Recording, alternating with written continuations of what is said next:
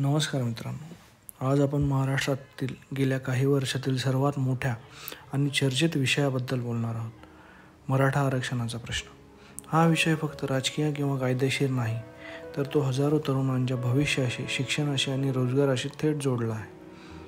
या आरक्षणाच्या कायदेशीर लढ्यात एक नाव वारंवार पुढे येतं, ते म्हणजे गुणरत्न सदावर्ते. पण त्यांची खरी भूमिका काय होती? त्यांनी नेमकं काय केलं आणि असं कुठलं कारण होतं ज्या कारणामुळे मराठा आरक्षण मराठा समाजाला मिळालेलं नाही? महाराष्ट्रात मराठा समाज हा लोकसंख्येच्या मोठ्या टक्केवारीत मोडतो. शिक्षण आणि नोकरीत अधिक संधी मिळाव्यात म्हणून या समाजातून आरक्षणाची मागणी वर्षानुवर्षे होत आली आहे.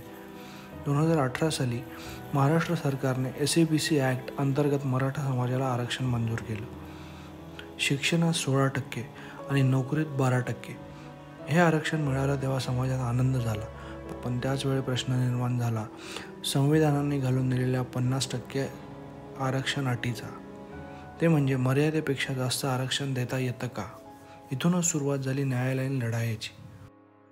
याच ठिकाणी समोर आले वकील गुणरत्न सदावर्ते आणि त्यांची पत्नी वकील जयश्री पाटील. त्यांनी मराठा आरक्षणाच्या कायद्याला बॉम्बे हायकोर्टात आणि नंतर सर्वोच्च न्यायालयात आव्हान दिलं.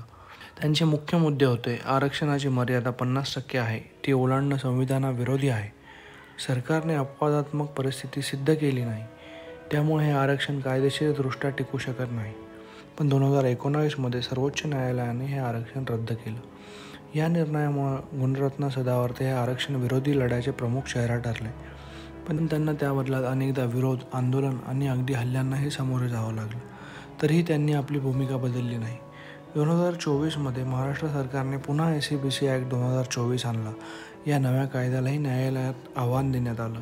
सप्टेंबर 2025 सर्वोच्च न्यायालयाने बॉम्बे हायकोर्टाला सांगितलं, या प्रकरणावर निर्णय घेण्यासाठी फुल बेंच म्हणजेच 3 न्यायाधीश यांची विशेष खंडपीठ तयार करा.